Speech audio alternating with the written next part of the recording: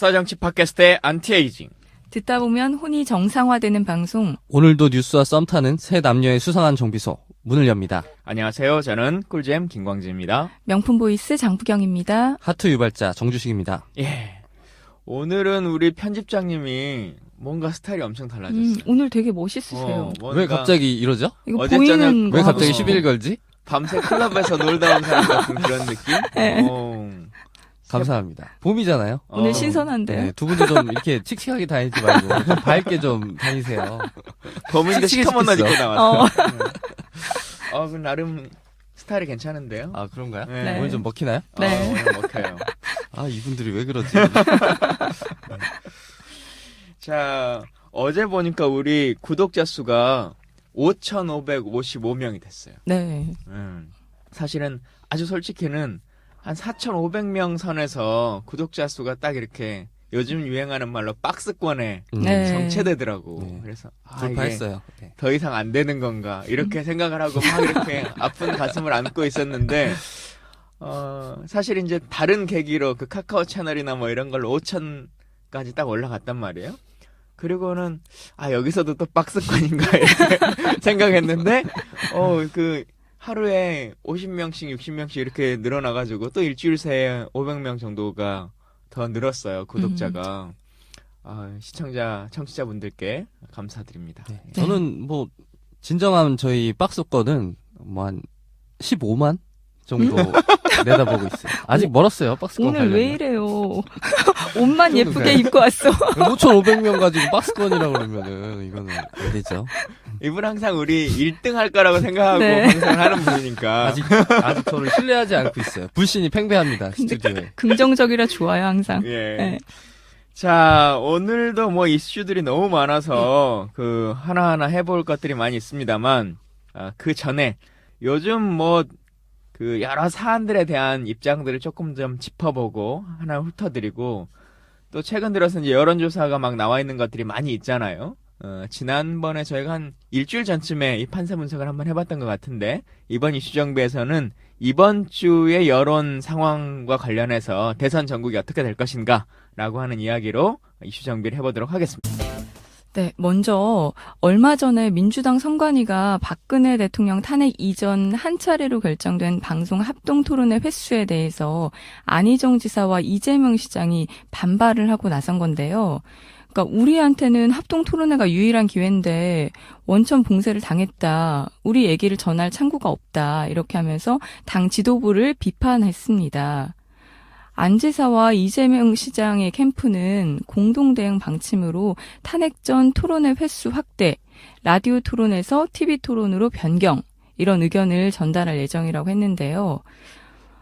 제사보다 제밥에 관심을 둔다는 비판 때문인지 탄핵에 집중해야 한다는 의견과 야권으로 기울어진 대선판에서 후보를 검증하는 토론회를 왜 줄여야 하나라는 목소리가 있습니다. 이거에 대해서 다들 어떻게 생각하시는지. 편집장님 어떻게 생각하세요? 횟수가 적절하냐 아니냐로 보면 저는 조금 뭐 부족하다고는 생각하는데 이게 근데 여기 뭐 지금 방금 말씀하신 것처럼 탄핵 결정 이전에 너무 이렇게 잔치를 크게 벌이는 것 같은 느낌은 또 안 좋을 수 있다는 생각도 있어요. 탄핵 이전이기도 하지만 그 이전 중에서도 바로 직전이잖아요. 지금. 그렇죠. 네.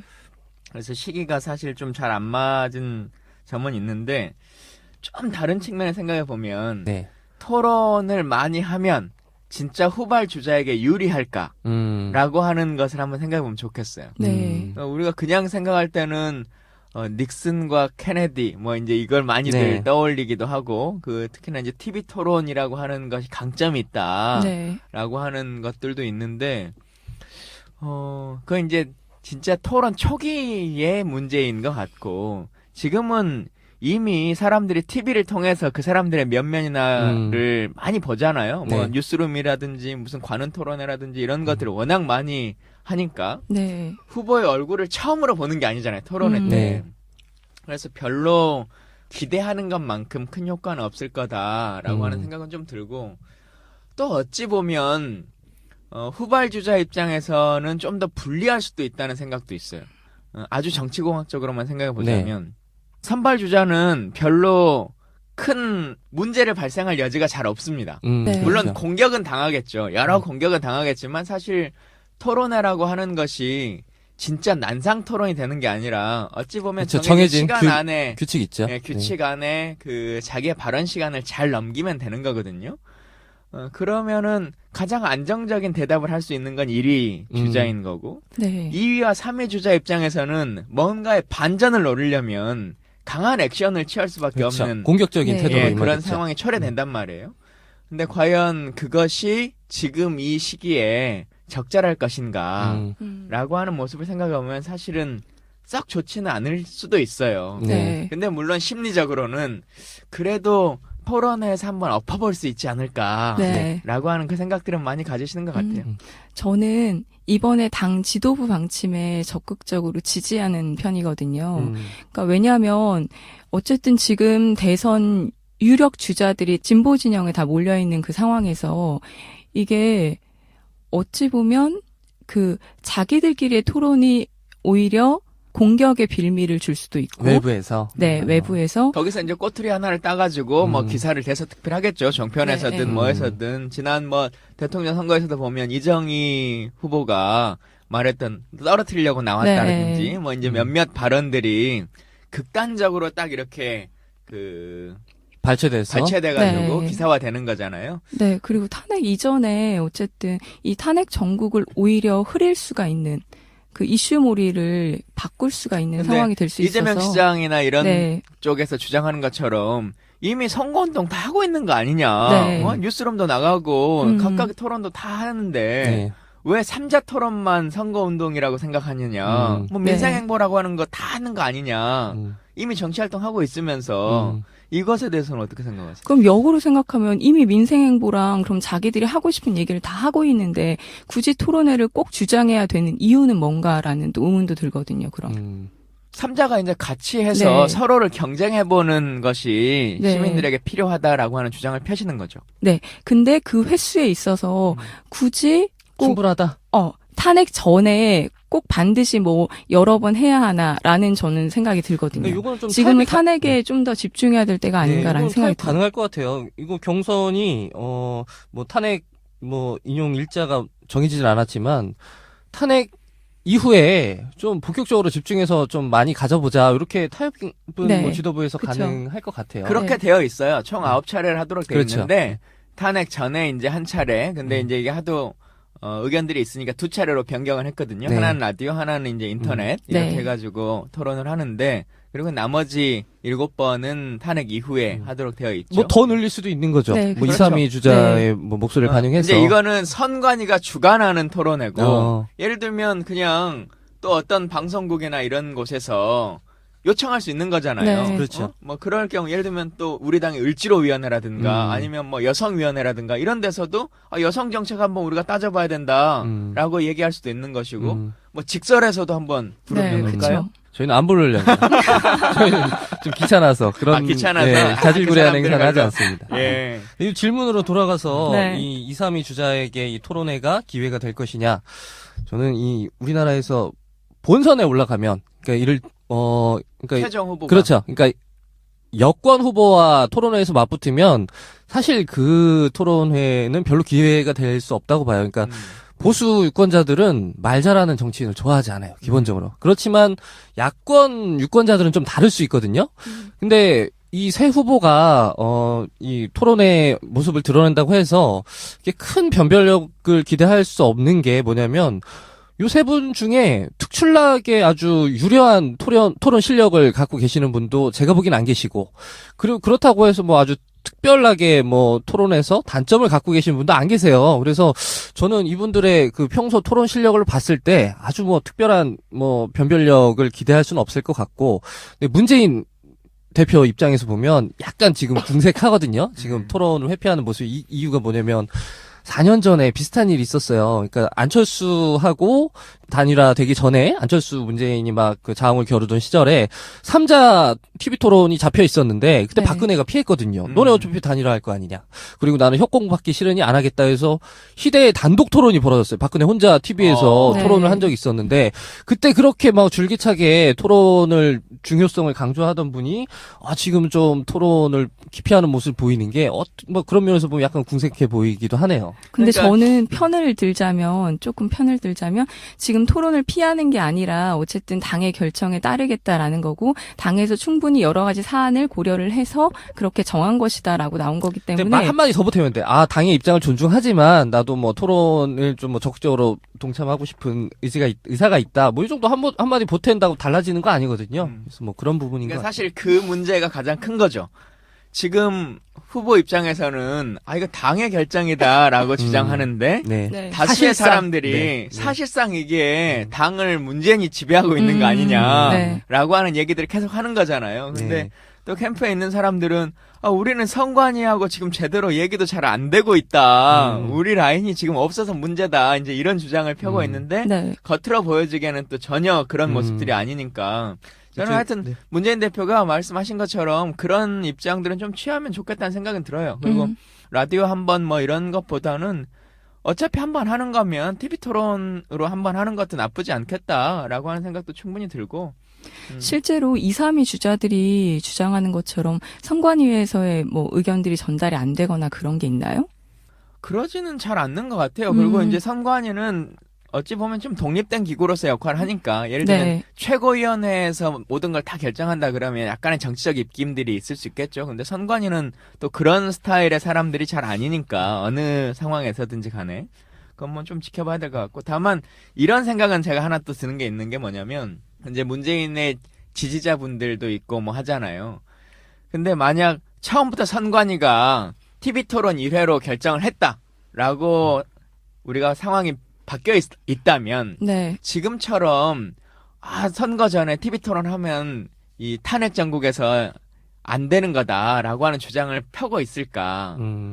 어찌 보면 우리 스스로도 진영 논리 비슷한 이 커버를 네. 쳐줘야 된다라고 하는 이 생각들 이런 것들 조금씩은 있는 것 같은데 여튼 2위, 3위 주자들의 마음들도 그리고 그 지지자들의 마음들도 조금 더 이해하면서 우리가 같이 선거를 치렀으면 좋겠다는 생각은 들어요. 네.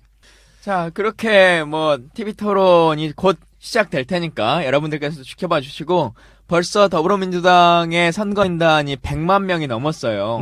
네. 100만 명이면은 지난 이제 2012년 선거인단을 거의 이제 넘어서고 있는 거거든요. 진짜로 탄핵 이후에도 다시 일주일간 더 모집하고 나면 200만 이상은 확실하게 될 것 같다라는 생각이 들긴 하는데 선거인단 얘기가 나오니까 이제 선거인단 가지고 또 싸우고 있는 곳들이 있잖아요. 네. 예. 국민의당이죠. 다른 정당들도 다 이제 대통령 후보를 뽑아야 되니까 어떻게 뽑을 거냐라고 논쟁이 있는데 지금 뭐 국민의당 말씀하신 것처럼 난리예요. 네. 경선 룰 때문에 지금 치열하게 공방 중이라고 하는데 안 전 대표는 모바일을 포함을 하자는 거고 손학규 전 지사는 현장 투표, 100% 현장 투표를 하자고 지금 주장을 하고 있는 거거든요. 이 경선룰을 오늘까지 결정을 하는 건데 어떻게 진행되고 있어요? 그러니까 근데 현장 투표에서 중요한 포인트는 네. 현장 투표라고 하는 단어가 아니라 선거인단 모집 없이라고 하는 거거든요. 그러니까 사전에 신청자가 없이 아예 그게 네. 신청을 해서 모바일로 하든 현장에 가든 뭐 아니면 난 집 전화로 하든 그게 중요한 게 아니라 방식이 아니라 모집하지 말고 그냥 당일날 투표소에 오는 사람만을 가지고 하자. 네. 누가 올지는 아무도 몰라. 이건 손학규가 주장하고 있는 네, 거거든요. 맞아요. 과연 이게 어떤 의미인지 사실 잘 모르겠어요. 그래서 안 지사가 사전 그렇게 선거인단을 모집을 하는 게 필요하다. 일정에 몇 명이 될지도 뭐 추정을 해보고 하니까 그래서 모바일을 주장을 한 건데 이거에 대해서 민주당과 다른 게 뭐냐 하면서 결국 민주당 경선룰과 똑같지 않냐라고선 비판을 하는 거거든요. 그 민주당 경선룰에 대한 기본적인 피해의식이 있어요, 이분이. 지난 손학규 경선 때 지사가, 네. 난리 쳤었잖아요. 네. 지금 요 두 분이 이렇게 싸우는 모습을 보면 뭐 누가 옳고 그름을 떠나서 민주당 입장에선 참 정말 일타 쌍피가 아니었나. 아니 이분들이 지금 민주당 경선에 참여하고 있다고 생각해봐. 이거 네. 정말 저는 아찔합니다. 근데 그 말도 참 웃겨요. 그냥 단순히 민주당이 하고 있다고 말하는 게 아니라 모바일은 친문이 독식하고 있는 거 아니냐, 네. 친노가. 그걸 왜 안철수한테 그 얘기를 해? 그러면, 아니, 우리 당의 친노, 핸드폰 가진 사람은 다 친노밖에 없어? 그 당에 있는 사람들 핸드폰이 네. 없으신가요? 이게 참, 거의 노이로제에 가까운 상황인 것 같아요. 모바일이라는 단어, 그러니까, 선거인단을 모집하자라고 하는 것이 더 포인트인데, 안철수 대표가 말하는 것은. 네, 맞아요. 그 이후에 있는 네. 모바일로 뭘 한다고? 이것에 그냥 완전히 나중에 토론회도 하지 말자고 하는 거 아니에요? 민주당 토론회했어. 하지 마. 막 이러는 거 아니에요? 민주당도 8번이나 토론회 한다는데 어떻게 우리가 토론회를 할 수가 있냐 이런 생각 갖고 있는 거 아닐까요? 손학규 지사의 모바일 공포증. 이거는 좀 병원에서 상담을 좀 받아보셔야 되는 게 아니야. 핸드폰만 보면 막 경기 일으키고 이러는 분 아니야, 이분? 핸드폰 안 갖고 계시는지 모르겠네. 나 진짜 궁금해요. 아무 상관없이 현장에서 그냥 투표하자. 어떻게 이런 어떻게 해야 그건 할까요? 무슨 생각이지? 네? 이게 타협이 안 되면 이거 진짜 어떻게 될까요? 손학규 지사 입당한 지도 얼마 안 됐는데 이거 타협이 안 될 수도 있잖아요. 지금 서로 싸우고 있어요. 그러니까. 뭐라고 언론을 얘기하냐면 안철수 측에서는 손학규가 한 발도 물러나지 않고 있다라고 얘기하고 있고 손학규 측에서는 이거 허위 사실이다. 안철수가 한 발도 물러나지 않고 있다 이러고 있거든요. 강 건너 불규경이 이래서 재밌는 거야. 이게 만약에 진짜 우리 집에서 이런 일이 벌어진다 그러면 이거 끔찍한 일이거든요. 이거 재밌네요. 진짜. 두 분 그냥 충분히 한번 이참에 누가 이긴지 한번 싸워 보시길 바래요. 이거 뭐 이런 싸움 말리면 안 돼. 아니 근데 재밌거든. 천정배는 뭐 하죠? 아 그러게요. 근데 그분은 요즘에 여기서 어느 입장을 취하고 계세요? 제가 뭐 하는지 알았어요. 뭐예요? 래퍼로 변신을 하셨더라고요. 아 그래요? 아 이렇게 싸우고 있는데 자기 네. 랩을 하고 있어요? 랩으로 자기를 어. 이제 홍보하고자 어제 래퍼로 변신하신 모습이 공개가 됐습니다. 신선하네. 여러분 한번 찾아보세요. 네. 아유 참 별의별 일들이 많이 있죠. 기왕에 국민의당 얘기 나왔으니까 또 국민의당 하면 빠질 수 없는 분이 있잖아요. 박지원 대표. 네. 아, 네, 그쵸. 요즘 또 연일 문모닝의 맹폭을 네. 쏟아붓고 계신데요. 네. 문재인 대표가 현직 대표가 아니어도 모든 책임은 문재인에게 있는 거죠. 네. 그래서 뭐 손학규 대표도 막 그러잖아요. 이 탄핵 안 된 것도 다 문재인 때문이고 뭐도 다 문재인 때문이고 막 이렇게 얘기하는데 특히 요즘 이슈가 되는 단어 중에 하나가 그때 선 총리 후 탄핵을 아. 했으면 이런 일이 없는 거 아니냐. 문재인 때문이다라고 네. 하는 이야기들이 나오잖아요. 어떻게 생각하세요? 근데 네. 당시 전국에서는 당연히 탄핵에 집중을 해야 될 시기라고 저는 생각을 그러니까 하거든요. 박지원 대표 네. 말은 둘 다 했어야 된다. 총리가 더 먼저 할 수 있었다라고 주장을 하는 거죠. 그 근거는 뭐예요? 그분이 주장하는? 항상 전 주장만 본 것 같아요. 근데 그 주장이 항상 네. 세뇌되잖아요. 네. 많은 사람들에게. 어. 그럴 수도 있겠네. 맞아. 총리 황교안이 문제야. 그때 그걸 황교안. 바꿨어야지 이렇게 되는 그래, 거지. 지금 황교안 왜 탄핵을 해? 그때 뭐, 김 누구였어요? 맞아. 그분으로 그냥, 최장기 후보였다. 네. 그분으로 그냥 했으면. 김병준 씨. 김병준 맞아요. 네, 씨. 맞아요. 했으면 되는 거 아니야. 음. 그랬으면 특검도 연장되고 막 이렇게 생각하는 그림을 막 그려지게 만들잖아요. 그럼 애초에 박근혜를 뽑지 말았어야지. 네. 오. 이게 무슨 똑똑해졌어. 논리예요? 그쵸. 되게 똑똑해졌어요. 이게 어. 후기의 힘이야. 이렇게 몇 번 더 하면은 네. 정말 손석희급 될 것 같은데. 다음 주부터는 TV조선 나가 있을 거예요. 그러니까 근데 이걸 정확하게 우리가 봐야 될 게 뭐냐면 네. 그때는 말은 선 총리 후 탄핵이라고 말했지만 결국은 둘 중에 하나를 선택하자라고 하는 거였잖아요. 딜이었다는 얘기죠. 딜이었자고 네. 였던 거죠. 그래서 대통령 입장에서는 야 그러면 내가 총리 줄 테니까 그 총리 남은 임기는 12월까지 날 지켜주고 너희들이 그냥 총리를 세워서 국정을 그냥 알아서 하고자 한 대로 해봐라. 네. 나 그냥 이 선으로 물러날게. 네. 대신 나는 건들지 말아줘. 라고 하는 것을 제안했던 거잖아요. 네. 네. 근데 그걸 받아들이지 못하게 된 상황들을 박근혜 대통령이 먼저 철회한 거죠, 사실은. 네. 왜냐하면 네, 그럼 그쵸. 국회한테 추천권을 달라라고 얘기를 했는데 그것도 제대로 받아들여지지 않았고 네. 또 그 시기에 기억하시겠지만 대통령이 갑자기 국회로 온단 말이에요. 네, 맞아요. 그래서 국회의장을 만나가지고 뭔가를 다 할 것처럼 얘기해놓고는 바로 그냥 혼자서 김병준을 지명해버려요. 네, 맞아요. 네. 그래서 이런 여러 가지 것들이 결국은 그 선 총리라고 할지라도 그 총리에게 국회가 선임할 권한도 줄 생각도 전혀 없었던 그 당시의 상황이었고 네. 지금 이 시간까지도 탄핵이 될 상황이 거의 한 2주 정도 앞을 둔 이 시기에도 전혀 잘못 없다는 사람 아닙니까? 근데 두 달, 세 달 전에 과연 물러나서 대통령의 직함을 그대로 유지하고 국정 운영에 대해서 국회에게 권한을 넘겨줬을까? 네. 그렇지 않는 거잖아요. 네. 근데 그 정치 상황을 뻔히 알면서도 이렇게 호도하는 이야기를 한다고 하는 건 그러니까 이건 정치 구단의 모습이라기보다 결국은 정치 공학적으로만 정치를 풀어나가는 거죠. 네. 그것도 지금 시기적으로 야사당이 힘을 합쳐서 지금 안에서 그때 네가 잘못하지 않았냐라고 싸울 때가 아니잖아요. 이거 국민들 눈에도 이건 정말 안 좋아 보일 것 같아요. 그러면 탄핵에 왜 동참했어? 그렇지. 네. 그리고 또 바른정당은 또 이 와중에 또 총리 탄핵에 또 반대를 했어요. 그래서 네. 이런 모습이 이 판국에도 지금 사당이 지금 저렇게 싸우고 있는데 지금 TV 토론 이거 좀 자제하자는 얘기가 괜히 나오는 게 아닌 것 같아. 네, 이런 맞아요. 모습 보일 때가 아닌 것 같아요. 바른정당이 사실은 이런저런 상황에서 캐스팅 보드를 질 수 있는 것들이 많이 있잖아요. 네. 그리고 그것을 기회로 좀 괜찮은 보수 세력을 우리가 필요해라고 하는 사람들에게 어필할 수 있는 기회인데 지금 계속 스스로 이걸 내려놓고 있단 말이에요. 결국은 우리 사실상 자유당이야 라고 하는 얘기들을 계속 국민들에게 하고 있으니까 지지율이 처음에 창당했을 때 거의 반통합보다 더 떨어지고 있는 거잖아요. 네네. 결국은 아무런 기대감이 없는 그런 정당으로 스스로 나락으로 떨어지고 있는 것 같은데 네, 맞아요. 본인의 포지션을 잘 잡으셔야 됩니다. 예. 캐스팅 보트 말씀하셨는데 항상 그렇게 결정적인 순간에 자유당 당의 편을 들죠. 네, 예. 정체성을 그쪽으로 음. 노선을 정하더라고요. 그러니까 결국은 나올 상황이 아닌데 네. 어쩔 수 없이 나온 거죠. 그 순간을 모면한 언발의 어줌 누기를 하려고 그냥 나오기만 했지 마음은 그대로 박근혜에게 있고 또 그 부역 세력으로서의 인식을 전혀 벗어나지 못하는 사람들끼리만 모여 있다라고 하는 모습인 것 같습니다. 자, 우리 본 이슈로 이제 넘어가 봐야 되는데 그 가기 전에 제가 한마디는 꼭 해야 될 것 네. 같아요. 어제 롯데가 이사회를 통해 가지고 네. 사드 부지를 넘겨주겠다라고 하는 걸 맞아요. 결정했단 말이에요. 네, 맞아요. 근데 참 안타까워요.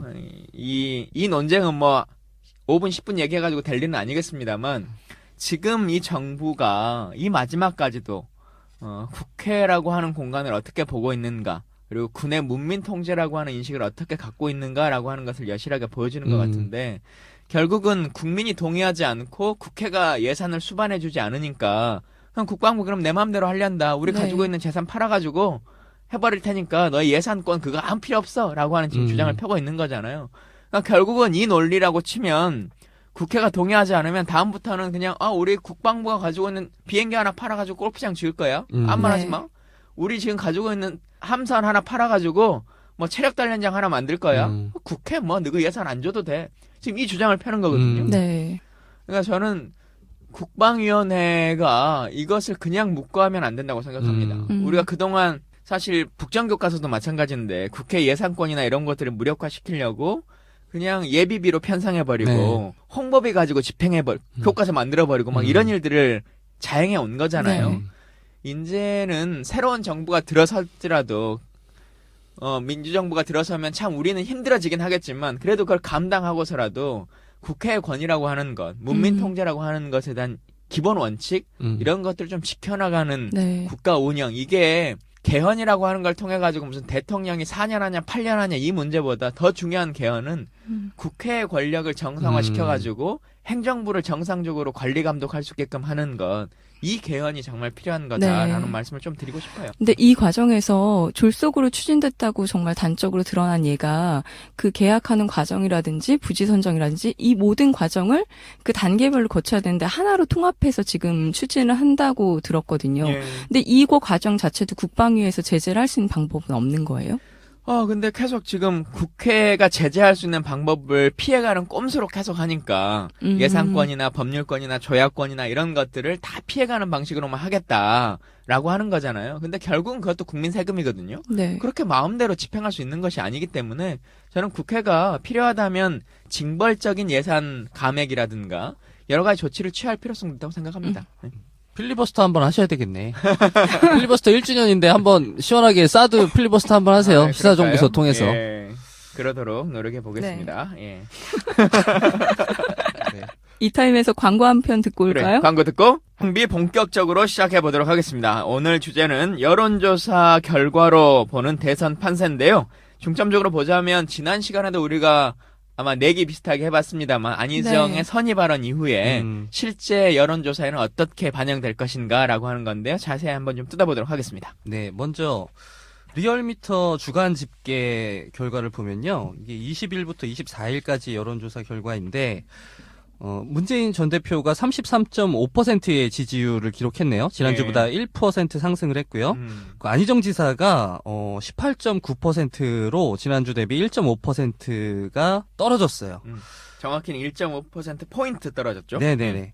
그리고 뭐 황교안 권한대행이 좀 많이 떨어졌네요. 4%가 지난주보다 떨어져서 10.9% 지지율을 기록하고 있고요. 이재명 시장이 10.1%, 그리고 안철수 의원이 10.1%로 동률입니다. 예. 두 분 다 뭐 소폭 상승하셨어요. 의미 있는 사람이 한 명 또 등장하는데요. 깜놀했어요. 빨간색 배경에 한 분이 올라오셨는데 홍준표 경남도지사가 이번에 3.6%의 지지율로 6위권에 100% 상승했네. 그렇네요. 1.8%에서 그러네요. 3.6%였으니까. 이거 지금 돌풍의 핵인가요? 그러면은 빨간당 중에서는 가장 높은 지지율인가요, 지금? 그렇네요. 네. 근데 뭐 황교안 대행이 지금 뭐 당이 없는 상태라. 여기는 회색당이니까. 네. 그렇죠. 예.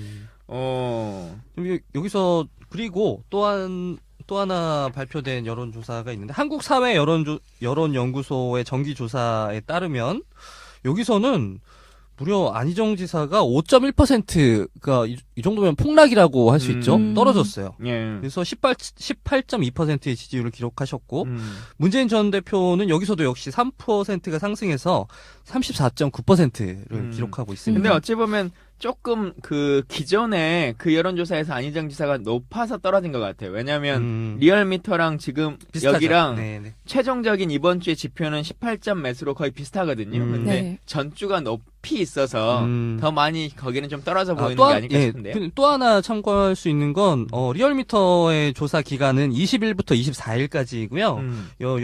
여론사회연구소의 조사 결과는 24일부터 25일까지예요. 그러니까 그 선의 발언의 영향을 조금 더 많이 받았다고도 그럴 볼 수도 수 있겠네요. 네. 예.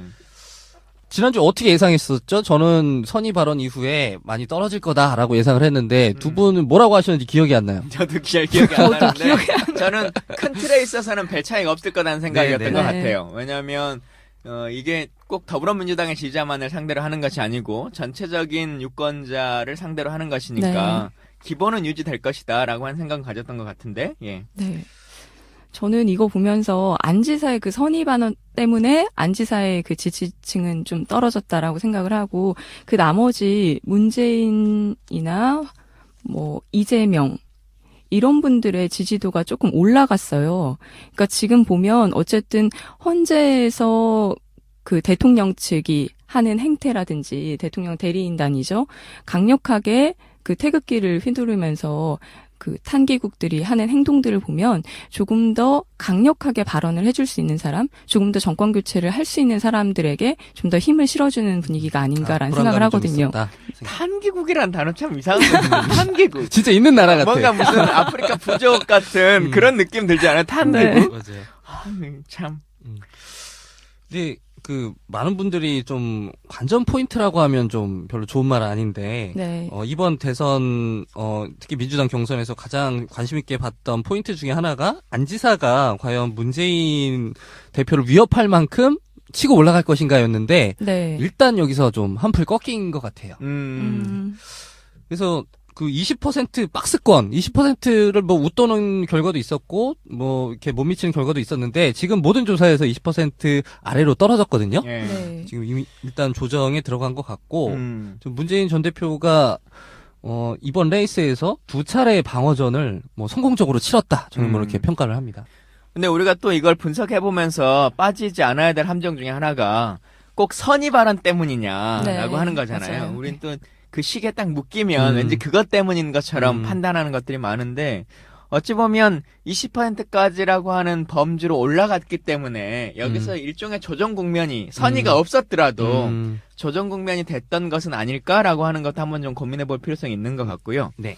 저는 충분히 그럴 수 있다고 생각합니다. 그리고 또 어쨌든 유권자들의 입장에서는 사표 방지 심리라고 하는 것이 있잖아요. 네. 실제 이제 투표를 해야 되는 시기가 점점 가까워지면 가까워올수록 네. 진짜 내가 찍어야 될 사람이라든가 아니면 이거 내가 찍어가지고 괜히 안 되는 거 아니야? 나도 내가 찍은 사람이 됐다는 말 하고 싶은데 라고 하는 심리들이 있잖아요. 네. 지금도 박근혜 찍었다는 분들 찍었다는 말 못하고 살잖아요. 네. 그런 것처럼 내가 찍은 대통령이 당선됐으면 좋겠다라고 하는 심리가 있기 때문에 점차적으로 보면 탄핵 이후에 특히나 이제 더불어민주당의 지지자들 입장에서는 네. 직접적으로 이제 경선 투표를 해야 되는 시기가 다가온단 말이에요. 네. 그랬을 때 안희정도 괜찮지, 차기로는 괜찮지라고 네. 하는 심정적인 마음을 갖고 있다가 실제 투표에서도 내가 안희정을 지금 찍어야 되나? 라고 하는 고민의 지점들이 온다고 생각해요. 그 말씀 관련한 여론조사가 있는데요. 한국사회여론연구소 이번 주 조사에 따르면 네. 먼저 가상대결 4자 대결 결과인데 문재인, 황교안, 안철수, 유승민이 붙었을 때 45.1%로 1위입니다. 네. 3자 대결 문재인, 황교안, 안철수에서 45% 그리고 황교안, 유승민과 붙었을 때 51%의 지지율을 보이고 있는데요. 안희정이 등판했을 때는 어떻게 되냐를 보면 4자 대결에서 44.2% 그리고 황교안, 안철수랑 붙었을 때 45%, 황교안, 유승민이랑 붙었을 때 49.9%예요. 그러니까 이거 보면 문재인 등판했을 때랑 뭐 별 차이가 없는데 네. 될 사람한테 밀어주기 효과가 생겼다라는 거는 조금 맞지 않는 것 같네요. 이 결과를 보면. 이걸 보면 정권 교체의 열망이 가장 크다는 거? 그게 대통령 선거에 있어서 가장 큰 요인으로 작용하는 게 저는 이번에는 정권 교체라고 생각을 하거든요. 이거를 잘 반영한 결과가 아닌가라는 생각이 들어요. 근데 그 말에서 하나 포인트를 넘어가신 게 있는 게 뭐냐면 네. 될 것 같은 사람이라고 하는 것에서 일단은 최종적인 후보가 되려면 당내 후보가 돼야 되는 거거든요. 그렇죠. 네. 네, 근데 이거는 그냥 가상으로 그러니까 전체 전체 후보가 유권자 된다면이라고 하는 것을 말씀하신 네. 거고 결국은 당내 후보가 누가 될까라고 하는 것이 먼저 선택지가 네. 있는 거잖아요. 그리고 그 선택지의 카드는 더불어민주당을 지지하는 사람들이 먼저 선택할 확률이 훨씬 더 높기 네. 때문에 네. 그 결과에 따라서 결정이 되는 것이지. 무슨 말씀이신지 예. 이해했어요. 네. 그냥 여론조사 기관이 그냥 가상 대결로 김광진과 유승민을 이렇게 붙인다. 현실성이 없을 수 있잖아요. 네네. 근데 그냥 붙여볼 수는 있는 거죠. 인기 투표처럼. 네. 그러면 어떻게 나올지는 또 모르는 거예요. 그랬을 때 최종적인 후보가 이 사람이 될 수 있는 것이냐 없는 것이냐는 전혀 다른 문제인 거예요. 그러니까 네. 민주당 경선에서 이제 참여할 사람들의 판단은 좀 다를 수 있다는 그렇죠. 말씀이시잖아요. 그리고 그 사람들 입장에서는 그 최종 후보가 결국은 우리의 진짜 최종 후보가 된다는 인식을 가질 수밖에 없는 거죠. 네, 맞습니다. 방금 그 말씀하신 대로 민주당 지지자분들의 여론조사 결과가 나왔네요. 보면 문재인 대표는 민주당 지지자 중에 60.8%가 지지를 하고 있고 예. 근데 민주당 지지자 중에 안희정 지사에게 이거 많이 떨어졌어요. 지난주보다 4%가 떨어졌는데 16.4% 지지율을 기록하고 있네요. 그러니까 이재명 시장께 12.8%의 지지율을 보내고 있어요. 요것만 보면 안희정 플러스 이재명을 해도 30%가 미치지 못해요. 결선 근데- 투표 없이 이길 수 있다는 거죠. 그 쏠림 효과가 나타날 수 있다는 뜻이네요. 근데 저는 여기서 참 흥미로운 게 안희정 지사의 그 후보 그렇죠. 지지도를 보면 네. 바른정당이 가장 많아요. 바른정당 지지자들이 안 지사를 지지를 하는 거예요. 그리고 나머지 기타 정당이나 뭐 없음, 잘 모름 이런 분들이 안 지사를 지금 전폭적으로 지지를 해주고 있거든요. 예. 유승민보다 훨씬 높아요. 네. 숫자를 보면 바른정당을 지지한다 이런 네. 조사를 할 때 하는 분들 중에서 네. 내가 문재인 지지자는 10.2%, 네. 안희정 지지자는 32.4%, 이재명 지지자는 4.1%거든요. 네. 그러니까 사실 다른 정당의 분들의 지지가 지금 월등히 높은 거기 때문에 네. 네. 실제 더불어민주당의 지지 그리고 조금 더 포괄적으로 보자면 정의당 정도까지 네. 라고 생각해 보면 정의당에서 보면 문재인 지지가 35.8% 그리고 안희정 지지가 11.9%, 이재명 지지가 17.6%거든요. 네. 그래서 실제 투표가 가능한 정도의 범주를 우리가 파악해 봤을 때 지지자들은 문재인이 될 거다라고 네. 하는 네. 것으로 훨씬 더 쏠려 있다고 저는 생각해요. 네. 근데 여기서 한편으로 지금 안희정 지사의 이 정당별 지지도를 보면 이거는 정말 다시 한번 민주당 국민 경선의 어떤 그 치부가 드러나는 것 같아요. 왜 그러냐면 이 정당 지지도라는 건 나는 이 정당을 지지한다고 밝힌 분들이잖아요. 네. 근데 지금 이분들이 나는 국민의당, 바른정당, 뭐 자유한국당 지지한다고 해놓고 인물은 나는 안희정에게 투표하겠다. 네. 근데 이거를 과연 민주당의 외연 확장이라고 볼 수 있냐라는 의문이 들어요. 그러니까 여기서 보면 안희정 지사의 그 지지층은 이미 그 민주당에서 훨씬 벗어나 있어요. 이런 분이 민주당 만약에 대선 후보로 확정이 되면 민주당한테 좋은 일인가요? 민주당에서는 저는 문재인 후보가 될 거라고 생각을 하고요. 이 결과만 보고 봤을 때. 근데 정당 지지를 하지 않는 사람들을 저는 볼 필요가 있다고 생각을 해요. 이분들이 어쨌든 야권, 그러니까 진보 진영에 넓히려면 이분들을 흡수해 오는 게 필요하다고 생각하는데 그분들이 지지자가 누구냐 하면 안희정 지사를 지금 가장 높게 선호를 하고 있거든요. 네. 이 지점에서 안 지사가 그 사람들을 잘 끌어만 온다면 저는 확대도 가능하지 않을까라는 여론조사를 보고 결과가 나왔거든요.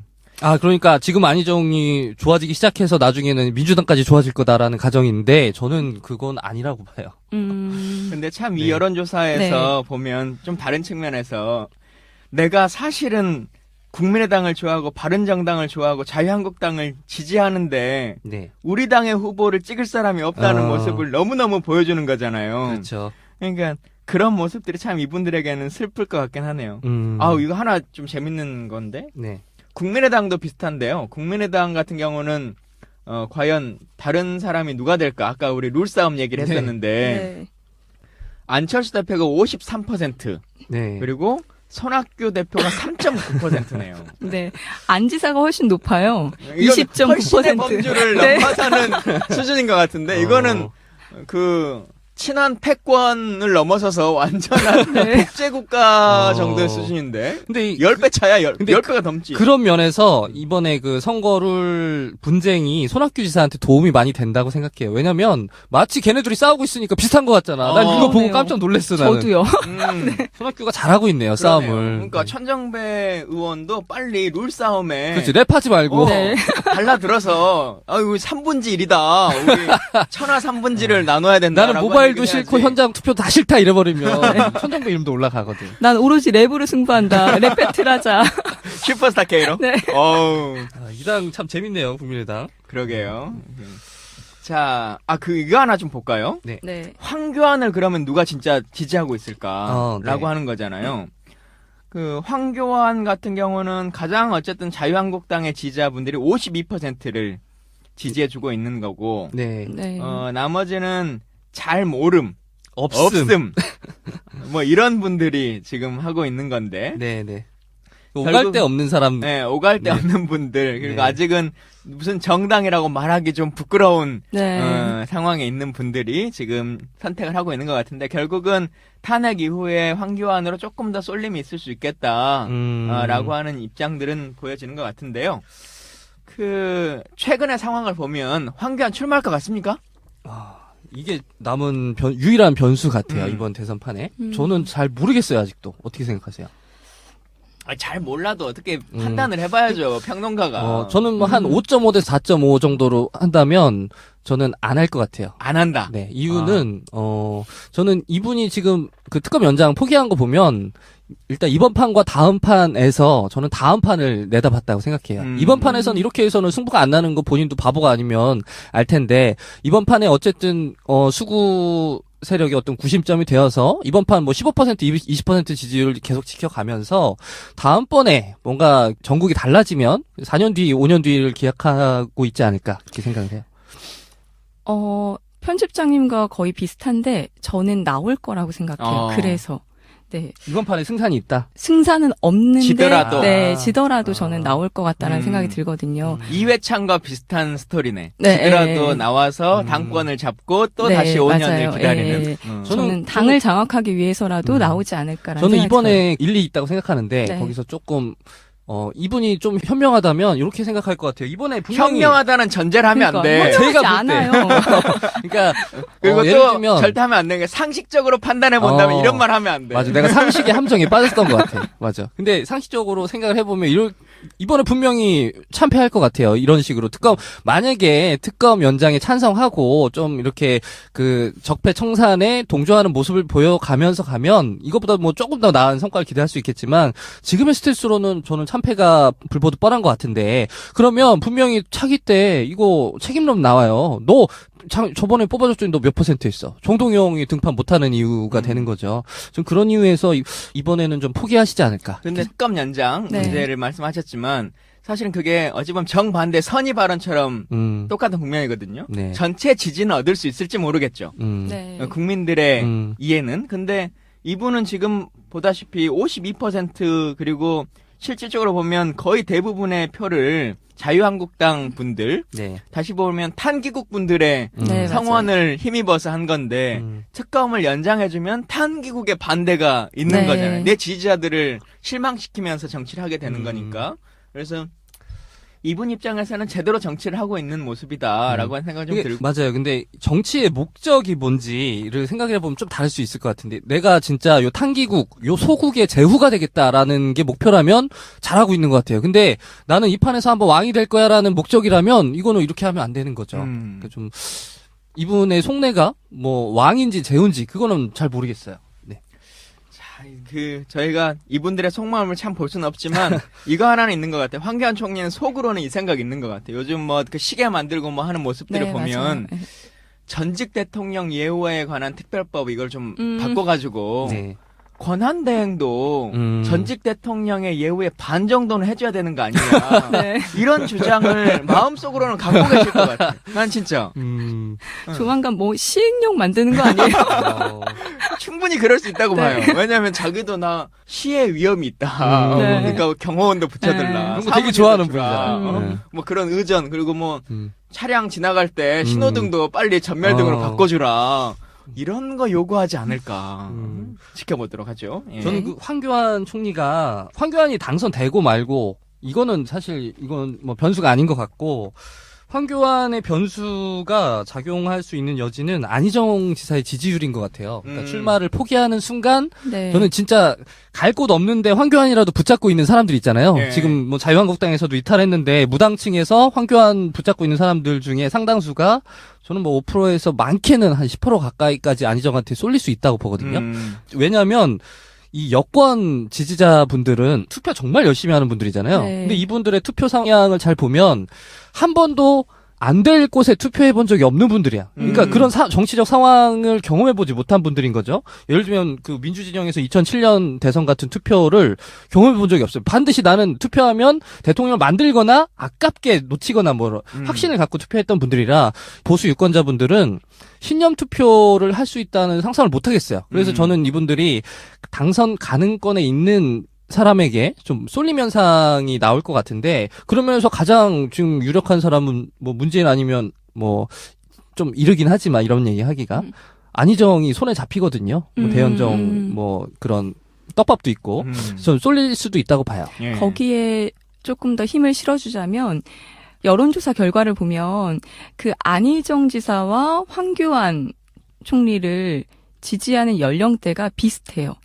50대 이상. 이분들의 그 지지를 다 받고 있거든요. 그러니까 지지층이 비슷하다는 건 결국 그분들의 지지를 받게 되는 건데 그런 점에서 편집장님 의견도 일리가 있지 않을까라는 생각을 해요. 아, 저한테 힘을 실어주셨군요. 네.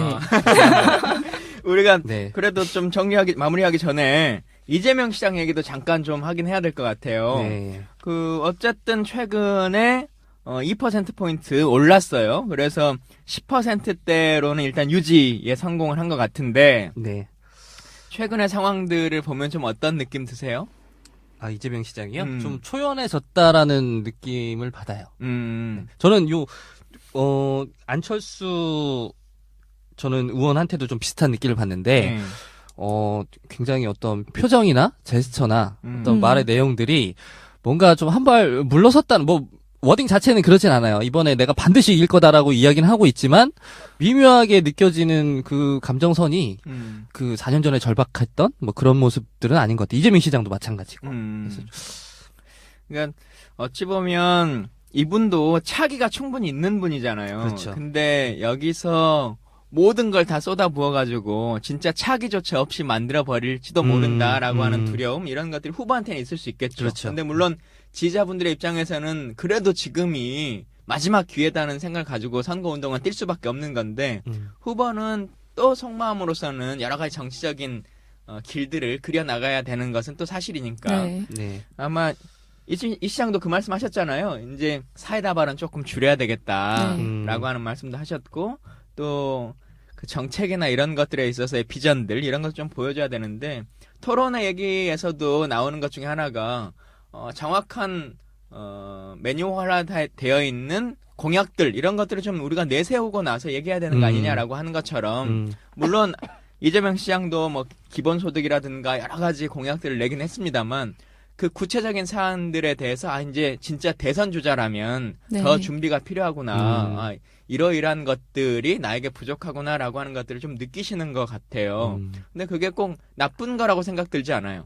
그렇게 해서 갖춰 나가고 맞아요. 하나하나 하면서 더 많은 우호군들을 지금은 발언에 지지하는 그런 분들이지만 이제는 진짜 대통령으로서 국가를 맡겨도 좋겠다라고 하는 생각을 갖는 분들도 하나하나 참여하게끔 만드는 게 중요한 거잖아요. 네. 그런 길로 가시고 있는 중이라고 생각 들어요. 이 두 분 이야기를 조금 하자면 이재명 시장 같은 경우에 저희는 뭐 상상하지 않는 이야기죠. 탄핵이 기각될 경우에 만약 정상적으로 12월 대선이 치러진다면 아주 가장 주목받는 주자가 될 수 있다고 생각을 하고요. 만약에 기각이 네. 되면 네, 근데 뭐 일단 상상하지 않겠습니다. 그리고 그러니까 안철수 의원 같은 경우에는 지금 안희정 지사 그리고 황교안 대행하고 지금 뭐 유승민 의원 포함해서 지금 제로섬 게임을 하고 있는 것 같아요. 뭐 그렇죠. 한정된 그 중도 보수 표를 가지고 제로섬 게임 하고 있는데 지금 여의치가 않죠. 그래서 좀 그래서 그 이번에 약간 오른 게 안희정 지사가 빠진 만큼 안철수 의원이 올랐어요. 그래서 저는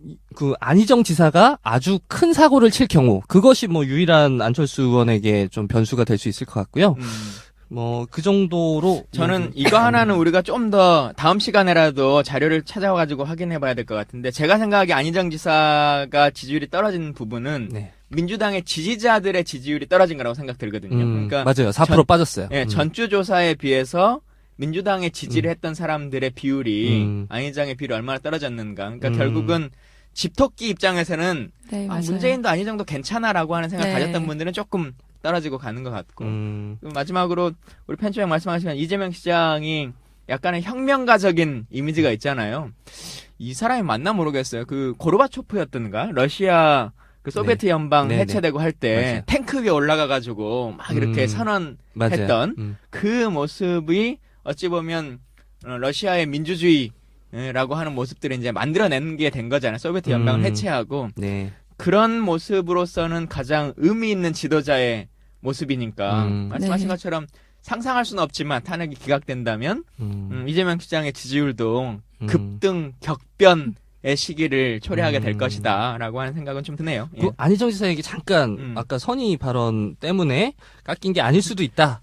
저는 이게 좀 궁금하거든요. 그러니까 선의 때문인지 아니면 다른 요인 때문인지 뭐 정확히 우리가 확인할 수 없다라고 하셨는데 대연정 때는 그랬어요. 그때는 반기문 이슈가 있었거든요. 그러니까 반기문 낙마 동시에 그 대연정 제안을 하면서 이건 정말 뭐 때문에 지지율이 오른지 알 수 없는 상황이었는데 이번엔 좀 경우가 다른 것 같고 그러면 대연정 때는 지지율이 올랐는데 선의 때는 떨어졌어요.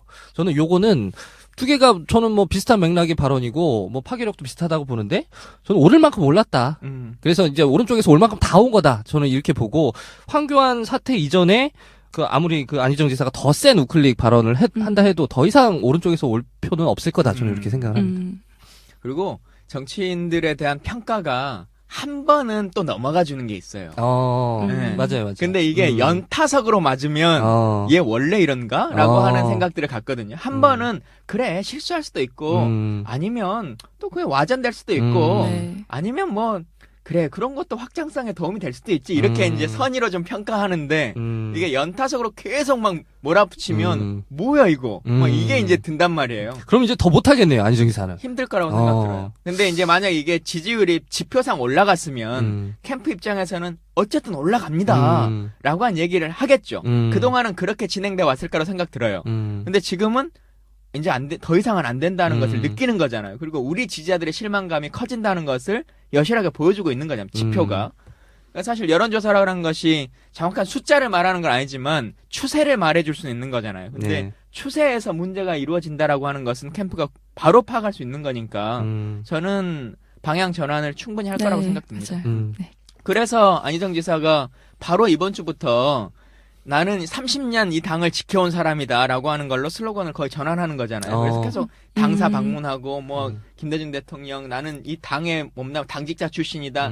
이걸로 연설의 기조를 바꿔 나가는 것은 지금 집토끼들의 흔들림을 빨리 잡아야 된다라고 하는 걸로 프레임 전환을 하고 있는 거죠. 캠프 내에도 뭐 온건파, 강경파가 뭐 서로 견제를 하고 경쟁을 하잖아요. 그래서 아마 그 안에 또 이런 알력이라고 할까? 뭐 이런 예. 입김도 좀 달라지겠죠. 그렇죠. 근데 또 안희정 지사도 대통령 선거를 바로 직은해서 치렀던 사람이고 또 본인도 도지사라고 하는 선거를 2번이나 직접 치러봤던 사람 아닙니까? 그리고 당의 최고위원 선거, 전국 선거니까 이것도 치러서 당심이라고 하는 것도 어떤 건지 잘 아는 사람이기 때문에 본인 스스로도 잘 판단하시고 있다고 저는 생각됩니다. 예. 자, 이렇게 여론조사 결과로 확인해 보는 이번 주의 대선 분석, 대선 판세라고 하는 것들을 확인해 봤는데요. 또 다음 주에는 어떻게 바뀔지 누구도 예상할 수 없는 진짜 삼국지의 모습들을 우리가 보고 있는데요. 다음 시간까지도 잘